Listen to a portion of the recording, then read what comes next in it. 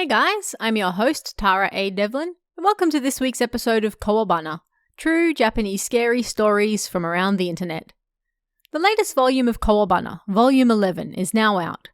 This volume has over 80 different stories of creepy ghosts, abandoned buildings, frightening monsters, haunted locales, and much, much more, so do check it out right now. We also have a brand new design up in the Kowabana merchandise store. You can check that out at kowabana.store. We have shirts, mugs, stickers, masks, and much more, so do check it out and help support the show at the same time. This week, we're looking at some tales that blur the line between reality and the unknown. First up, a student lives near a tunnel that's known locally as a ghost spot, but what exactly is lurking in there and what does it want? Find out in Tunnel.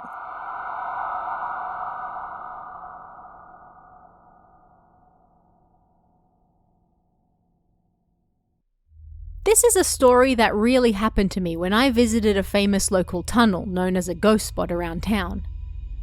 I used to pass through that tunnel all the time, either for field trips or on the way somewhere. This was quite some time ago, but when I was in junior high, I passed through that tunnel on a school trip with two of my friends. The inside was dimly lit, but it wasn't exactly very long, so we passed through it like always.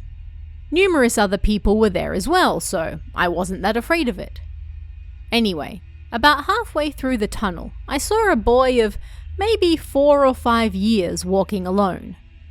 I couldn't see anyone who'd looked like his parents nearby, so I found myself watching where he went. I didn't get a bad feeling from him, but rather something warm and nostalgic. Either way, I didn't pay too much attention to the situation, and then next thing I knew, we were almost out of the tunnel. Just as we were about to leave, I saw a woman with long hair wearing a white dress. Yet this time, the feeling was much different. That woman isn't alive, I thought.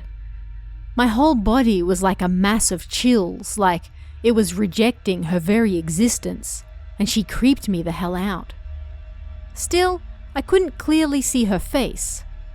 At a glance, she looked beautiful. It was just the atmosphere around her that creeped me out. And when I passed her, for some reason, I really wanted to turn back around. Chills ran up and down my spine, and my brain was telling me not to, but something compelled me. I couldn't hold back anymore. Just as I was about to turn around, I felt something pull my sleeve, and I looked down. It was that small boy I saw earlier. The look on his face was so sad. What's wrong with him? I thought. But the very next moment, I heard a voice in my head. You mustn't look. If you do, you'll never be able to leave. Just like me. As soon as those words stopped echoing inside my head, I found myself crying. I had no idea why, but I couldn't stop until I was far away from the tunnel, and the whole time I felt chills continue running up and down my spine. That boy walked with me the whole way until the tears subsided, holding onto my sleeve. And on that note, it seemed that I was the only person who could see him. Neither my friends nor classmates seemed to notice him. My friends in the same excursion group were worried about me, but because all I could do was cry, I couldn't say anything. Once the chills were gone, the boy disappeared as well, and I figured he must have returned to the tunnel. The excursion finished safely after that, and we returned to the bus. On the way back, one of my friends with a strong sixth sense, who was sitting in front of me, suddenly said something interesting to me. That boy saved you. How nice of him. I wish we could have sent him home as well.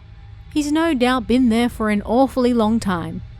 He's probably been helping people like you for ages now. Helping them from what? I felt like I knew the answer, but I still asked. From that woman with the face that looked like a Hanya mask. It looked like she wanted to take you with her. Eh? When I heard that, my mouth hung open for a while. Because of her strong sixth sense, it seemed she could clearly see the woman. Her face looked just like a fearsome Hanya mask, and she looked at me with greedy eyes as she followed me. Apparently, she gave up after a while and then returned to the tunnel. That must have been when the boy disappeared as well. I don't know who that boy was, but I don't really want to look into it either. Still, I haven't seen either that boy or the woman since that day. I don't want to see that woman again, but I sure would love to see the boy at least one more time. I want to tell him, thank you. Next, a young man gets a call from his father requesting that he come see him in the hospital. Panicking, he rushes over, but before he gets there, he finds out something even more horrifying. Find out what in The Mystery Number.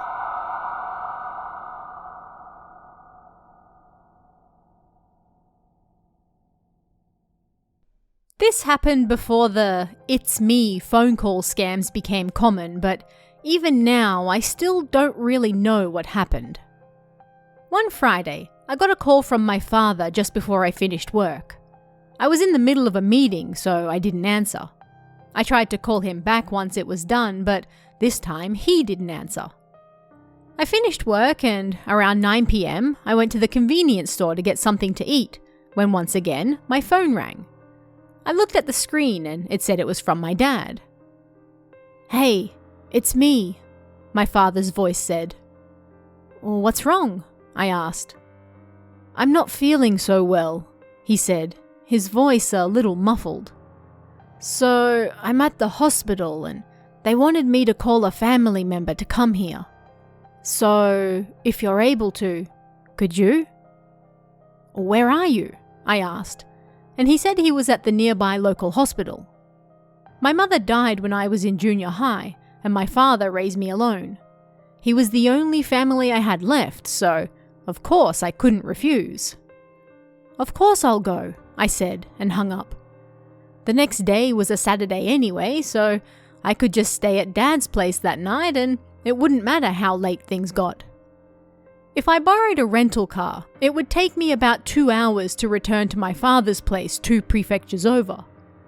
I had already made up my mind anyway, so I went straight to the rental place. As I drove, I thought, I'd never gotten a call like that before. My father, who worked for the local water department, rarely left town. He also very rarely called me, and he never asked me to return home either. When I got on the highway, it was emptier than I expected. I let my desire to get home quickly take over and pressed down on the accelerator. Before long, my worry was starting to make me feel sick. My ears rang horribly as well. I was so worried about my father that everything felt hazy, so I held onto the steering wheel tight to stay focused. A little over 2 hours later, I arrived home. I got off the highway and went straight to the hospital. It was a small countryside town with only a population of a few thousand, so once I got off the highway, everything was dark. I looked at my watch and it was just after 11:30. I wondered if the hospital was even open, and was the doctor in charge even still there? All sorts of strange thoughts ran through my head, but I was worried about my father, so I rushed over. What if it's cancer? I thought. I could barely stop the tears from forming when I thought about how I hadn't paid him back for everything he'd done for me over the years. As I entered the empty city, I spotted a vaguely familiar convenience store in the distance. I wanted to go straight to the hospital, but I was thirsty as hell and not feeling so good. I decided to drop by and pick up something cold to drink first. The convenience store was also empty, so I grabbed an iced coffee and went to the register. "Yamada!" a voice suddenly cried out. I looked up and standing behind the counter was Kawada, a classmate of mine from school. Oh yeah, this store was run by his family, that was right. We chatted like old times. How long had it been? Maybe 5 years? He asked why I was back, and I told him that I was going to see my father in the hospital. The hospital? You mean the one by the big pond? He asked, confused. Hang on. He continued and then stepped out from behind the counter. He then pulled me over to the drinks corner. Luckily, I was the only person in the store at the time. Look, that hospital was destroyed when the city merged last time. It was abandoned when they merged with the hospital in F City, and there isn't going to be anyone there if you go now. It's blocked, so you can't even get in. Eh? What did he mean?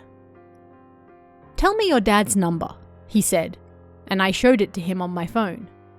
He then called my father right away. I said he wouldn't answer because he was in the hospital, but he stopped me with his left hand and then said, "Hi, this is Yamada-kun. I'm a classmate of your son's." "Yeah, he's next to me right now. I'll put him on."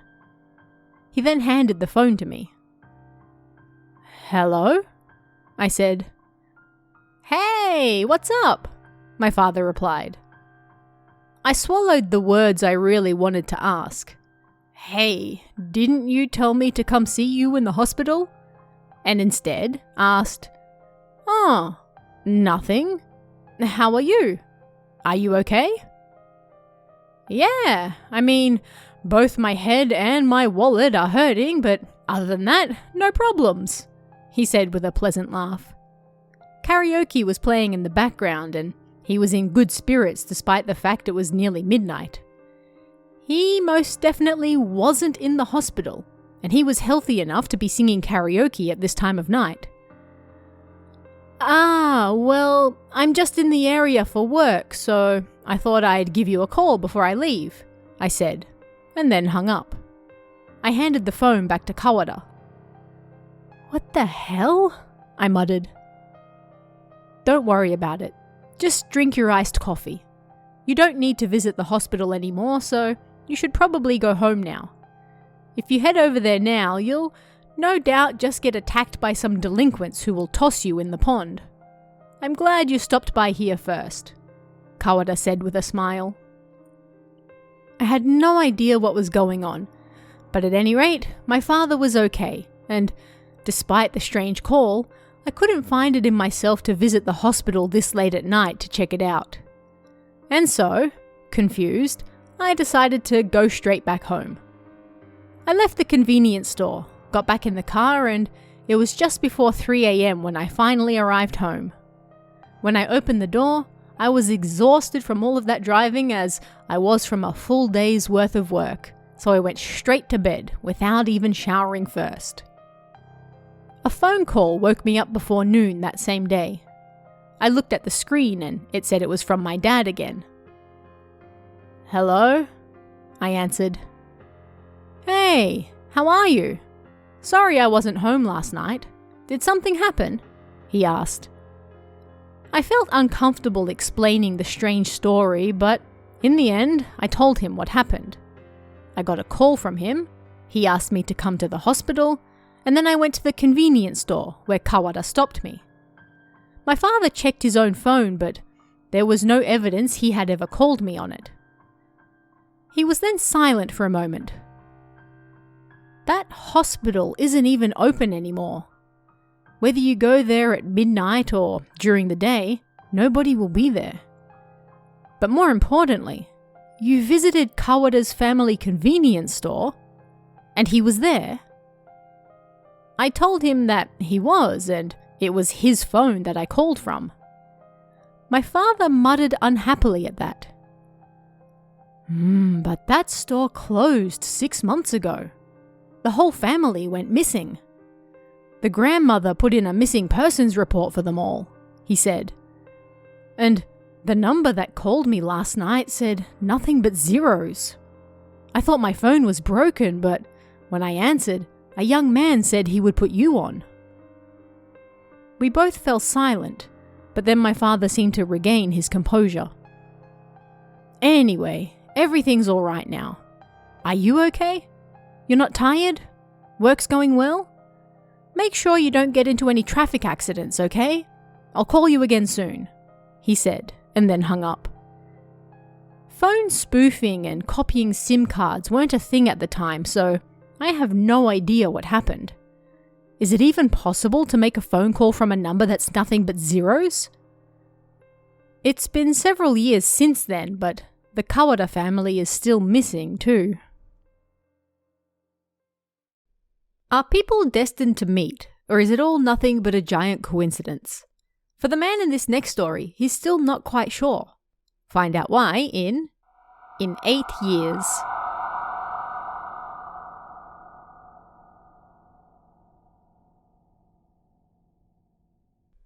This is a not-so-scary story that was settled just recently. When I was a student, I lived in a rather big city in the Chugoku region. Originally, our family came from Kyushu. Anyway, last month something finally happened that solved a rather unimportant incident. It might be a little difficult to follow at points, so please bear with me. This strange story started on June 26th, 1997. I was waiting for a friend I was supposed to meet in M City that day. Well, more accurately, I was working as a host at the time, so I was waiting for my companion. Anyway, there was a young woman there staring at me.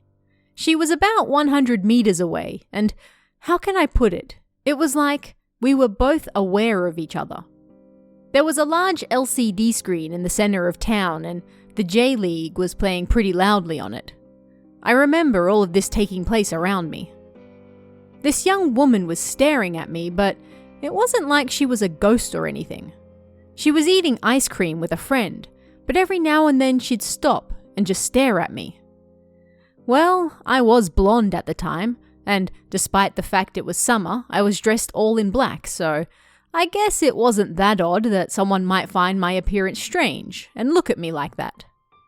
And although we were a fair distance apart, it was like I could tell she was trying to say something to me. Anyway, I lit a cigarette and checked the messages on my phone. Whatever was going on, it didn't really matter one way or the other. The only thing I had to worry about was my companion. Sales made a big difference to what I got paid as a part-timer. "I'll be there in about 20 minutes, said one of the messages on my phone. Damn it, she's gonna be late, I thought, and I was about to throw my cigarette away when that young woman and her friend started walking towards me. I didn't think it was strange or even scary. She was just a regular, young, tiny woman coming this way. But the very next moment, I was like, "Huh? What?" As the woman passed by me, I clearly heard her say something. "I'll see you again in 8 years." I puffed on a new cigarette and thought to myself, "Eh? Was she talking to me? No way, right? There's no way." But I clearly remembered that phrase. In 8 years. When I told my companion what happened when she arrived, she laughed. "What are you talking about? In 8 years, nobody's gonna be here anymore." Anyway, I was mostly messing around with my job as a host, and it didn't bring in very much money, so before long, I quit and went back to being a regular university student. The years passed uneventfully, and then I graduated. Jumping forward quite a bit, the next part took place last month, July 5th, 2009. My wife passed away. She was sick and it was quite the battle, so I was like, she can rest now, right? She doesn't have to suffer anymore. As I was sorting through her belongings, I found a mountain of photos. Women love photos, don't they? I don't know, maybe my wife was just special. Anyway, I looked at them one by one. Ah, that was when we went to Kumamoto Castle. Nagasaki was fun too. The album took me back to the past. Eventually, I reached the point in time where I didn't know my wife. Although I just glanced at all the scenes with me in them, I was intrigued by who my wife was before I got to know her, so I looked at these photos more seriously. Before long, a group of photos taken in a familiar town jumped out. It was the famous K building in M City. My wife was there doing a peace sign with her friend. In her right hand, she held an ice cream. I was amazed when I saw it. Honestly shocked from the bottom of my heart. A certain phrase immediately popped into my head. "I'll see you again in 8 years." The photo was dated June 26, 1997, and there was something else written on it too. A trip with a fateful meeting. Unfortunately, there's no way for me to confirm the truth of those words now. Well, maybe my wife wouldn't have remembered anyway. When I spoke about my time at university in Chugoku, she never seemed terribly interested in it. But on that note, we first met in November 2005.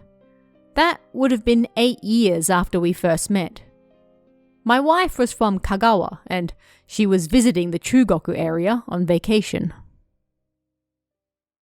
Sacred trees are not to be messed with, but the boy in this next story spends much of his free time playing near the one by his house. That is, until something terrifying happens there one day. But it might not be over yet. Find out why in The Large Sacred Tree.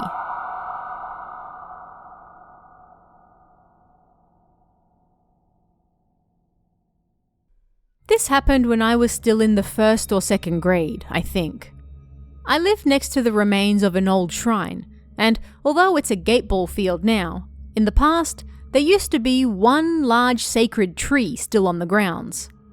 I think it was a camphor tree. The only other things there were some stone steps and a stone monument I didn't really understand. The stone steps were like the border between my house and that tree. Both my parents worked, so I often played near that tree, muttering my complaints and such to it. One day during autumn or winter, I don't remember, I was leaning against the tree and talking to it like I always did. The sun was setting earlier than usual, and the darkness of night was rapidly approaching. But still, my house was right next door, so it wasn't like I had to hurry back or anything. I went down the stone stairs and slowly made my way back towards the house. "Ready." I thought I heard a voice coming from behind me, so I turned around, but there was nobody there. I must have been imagining it, so I shrugged and went back to the house. When I got out of the bath, I went out onto the veranda and looked at that tree. Not many cars passed by that area, so everything was quiet. The wind blew through the leaves and moonlight filtered down on the area, making it seem magical. The wind was also cool and pleasant. Creak. Creak. Something nearby made a creaking sound. Looking closer, something was hanging from the tree. It was a person. Even though I was just a young kid, I knew that was a person, and I could feel their gaze upon me. 2 eyeballs were staring at me, and the lips grinned. No, they had twisted into a smile. Panicking, I ran back to my room and got into bed, but I couldn't sleep at all that night. I stayed away from the tree for a while after that, and several years passed. I never once saw anything about that day on the news or in the newspapers, so I guessed I must have been seeing things.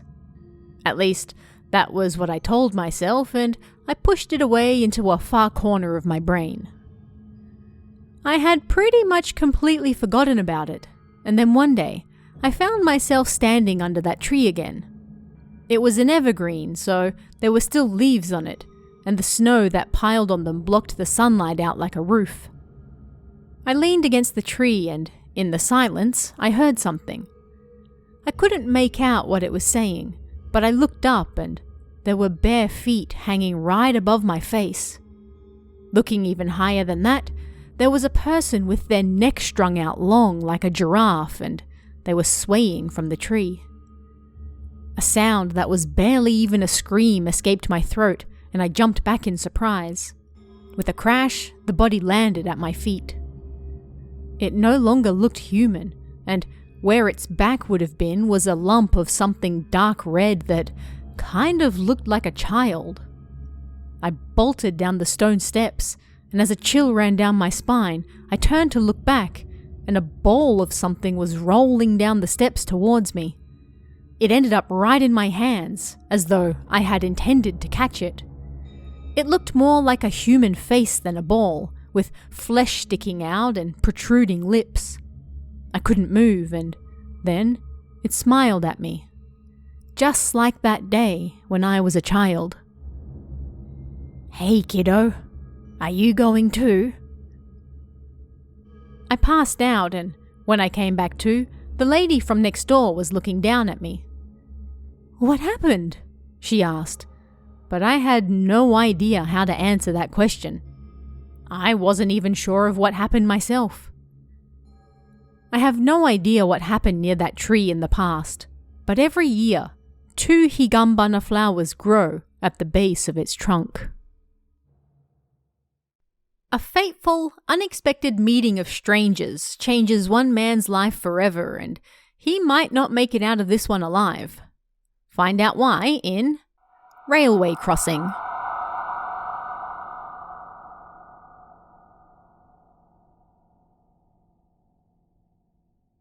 I fear that I'm going to die soon.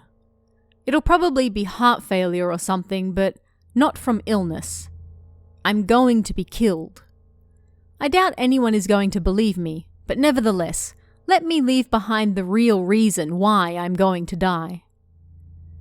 There was a railway crossing visible from where I lived. Each year, 2 people died there.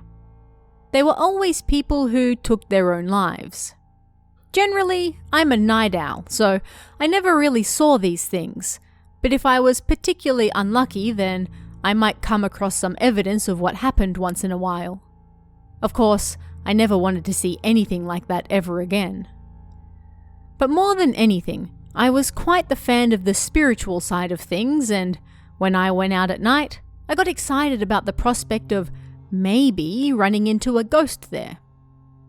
Yet over the course of 2 years, I never ran into anything of the sort.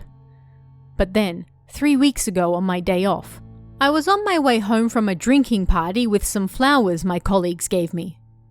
As I stood before that crossing, I remembered a saying from somewhere.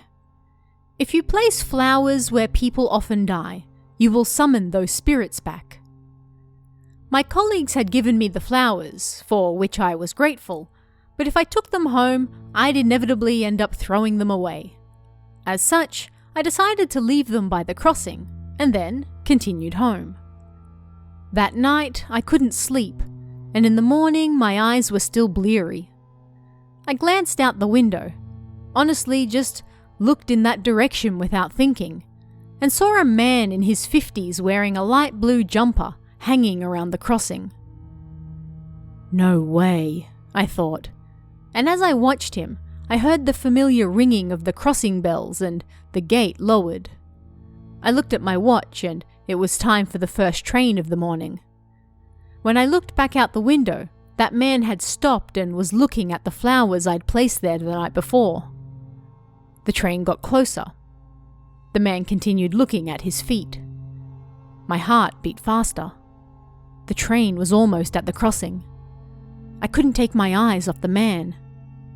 As the train got close, the man stepped under the gate, onto the tracks, and then looked up at me. Our eyes met. Then I heard a voice by my ear. It was you. The very next moment, the train blew through and the man disappeared. I was too frightened to turn around. I must have been seeing things, and I was just hearing things because of what happened the night before, I told myself. Finally, I slowly turned around. As expected, there was nothing there. A strong smell hit my nostrils for just a second, but I didn't pay much attention to it. Before long, I heard the sound of police sirens and an ambulance, and for the next few hours, the police were busy at work outside. At a time like this, I should probably present myself as a witness, but honestly, I didn't want to go through all the hassle, so I stayed quiet. I convinced myself that our eyes meeting was nothing more than my imagination as well. At any rate, I decided to tell my friend about what I saw, so I started looking for my phone. As I was searching, I heard a sound like something dropping to the ground near the front door. What was that? I wondered, and there was a man lying next to my favorite shoes. Well, to put it more correctly, it was a man's head and legs, and something else I couldn't quite make out. I'm pretty sure I passed out on the spot, but when I came back to, there was nothing there. The only thing that remained was a sharp smell in the air. I ran out of the house with just my wallet and phone in hand and went straight to my friend's house. If I told him what happened, then he might not want me there, so I told him I just got off work and wanted to hang out. I thought about staying there for the night, but as evening rolled around, I once again smelt that strange, sharp smell, this time in his house. I decided to go somewhere a little more populated, so I suggested we go to a 24-hour family restaurant. He agreed, and we invited a few more friends to join us. Human beings are strange creatures, and when we're surrounded by other people, we feel more at ease. As I sat with my friends, it started to feel more and more like what happened that morning was all just in my head. 3 hours later, I'd completely forgotten about the morning and was just talking nonsense and having fun with my friends. However, I noticed that the waitress who visited our table was acting strangely. She kept messing up our orders, and when she was putting the plates down, she seemed panicked and even dropped one. She seemed restless, and when our eyes met as she put my plate down, she let out a small scream. I felt bad, but there was nothing I could do about it. We stayed at the restaurant until 1 a.m, and then everyone started getting ready to go home. As I reluctantly unlocked my bike, one of my friends approached me. "What happened to you today?" he asked. I still hadn't told anyone about what happened that morning. It worried me that he asked that, so I asked him why he wanted to know. "I can see something clinging to your feet," he said. "I can't tell exactly what it is, but I've got a bad feeling about it, so I was just wondering." He never seemed like the type of guy to be interested in ghosts and such, so I was a little surprised. But for that very reason, I felt like I could trust him too. When I was done telling him what happened, all he said was, "Come with me." There wasn't anything else I could do, so I followed him. On the way to his house, he said that his entire family could sense the other side, and his sister was especially good at it. So much so that she had even been scouted for a job in the field. None of it felt real to me, so I wasn't thinking that seriously about it. Nor did I think that someone so big and important had to see me either. Still, if his sister really was that good and could help me, it couldn't hurt to try. However, as soon as I arrived, his father stopped us at the door. "I'm sorry, but please leave," he said. I had no idea what was going on, and my friend seemed confused as well. "Just hear us out," he said, but his father refused. "No, leave." His tone was cold, and I couldn't exactly force my way in, so I had no choice but to go home. Honestly, I was angry that he'd asked me to come all this way and then I was turned away at the door. At any rate, I tried calling him once I got home, but he didn't answer. After calling him for a minute straight, he finally picked up the phone and all he did was apologize, but other than that, he wouldn't say a thing. I continued pestering him, but all he would say was, "My father said not to say anything." When he said that, it just bothered me even more. There was nothing else I could do that night, so I went to bed. I was able to sleep easily, maybe because my anger had trumped my fear. But that night, I had a dream. A strong smell pierced my nostrils. In the distance, I could hear a railway crossing going off. All I could do was look at it. I couldn't move. The day after that, I had the same dream. Everything was exactly the same, but this time, I was a little closer to the crossing. Every day, I've been having that same dream, but day by day, I find myself getting closer to it. A few days after seeing my friend, I forced him to talk. Apparently, that man I saw at the crossing and I have joined and become one. When our eyes met, right before he died, I don't know why, but he seemed to guess that the flowers were placed there by me for him, and that I did it on purpose, and that greatly angered him. At the same time, my feelings of guilt and his feelings linked, and that was apparently how he was able to possess me, or rather, become part of me. And for that reason, my friend said, there was nothing they were able to do, and if they even tried, they would have been swallowed up as well. In the end, all I could do was listen to his story. There wasn't a single thing I could do. And so, tonight, I'm once again unable to sleep as well. The cause of all this was a simple curiosity like anyone might have. But when it comes to people's lives, it's no doubt best to let that curiosity sleep. If not, you might end up in the same situation as me. And finally this week, have you ever had a dream so real that you weren't sure whether you were even dreaming or not?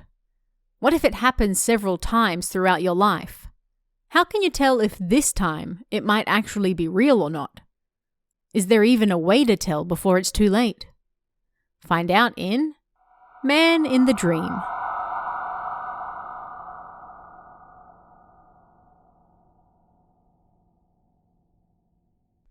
Several years ago, I started living alone when I started university. It was around this time that I started having more and more strange dreams. These dreams were always so realistic that it was hard to tell if I was asleep or awake, and they always involved a man sneaking into my house. The first time I had this dream was when I just started getting used to living alone for the first time at university.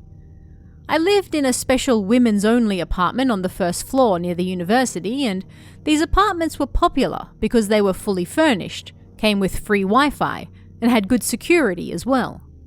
I was lucky enough to find a free room on the first floor and moved in right away. I was nervous about living alone for the first time, but after about a month I got used to it. And on this particular day, I didn't have to go to my part-time job, so I was able to go to bed early. In my dream, I suddenly woke up and sat up in bed. I looked around my familiar room. Things scattered everywhere. And then, through my bleary vision, I suddenly saw a figure out the corner of my eye. I looked over at the window, the curtains open, and a strange man was pressed up against the window looking in. I need to lock the window, I suddenly thought, and as I got up to approach it, the man ran off. A chill ran through my entire body and instinctively I thought, I have to run. I ran for the front door, bumping into furniture on the way. The moment I unlocked the door and reached for the doorknob, something pulled me back with incredible force and sent me flying back onto the bed. Then I woke up. My heart thumped loudly after having such a scary dream, but at the same time, I was so glad it was just a dream. Still, something also didn't feel right. Was it really just a dream? I couldn't get rid of that uneasy feeling, and so I approached the window to check. It was locked. Thank God. It really was just a dream. Just in case, I went to check the front door, but the front door was unlocked. I felt my heart constricting, and the certainty I had distinguishing between dreams and reality disappeared in an instant. The only thing I felt was fear. The second time this happened was about a year after I started work and moved into company housing, an apartment on the second floor. It was my day off, and although I normally slept until noon, this time I woke up early. I could tell it was morning by the light coming through the curtains, and when I looked at my phone, it said 4 a.m. Summer sure is bright this early in the morning, I thought, and then I turned my sleepy head towards the window again. Click. The window by the shoddy veranda opened with a sound. Eh? I thought, and looked over at it. I was overcome with déjà vu. A man was trying to get into my apartment. Was this because I was in a dream? When they're unable to scream, the human throat tightens, making it difficult for even a muffled sound to come out. It was like I was frozen stiff on the spot and I was unable to move. The man grinned and reached out for me, and at that very moment my voice returned.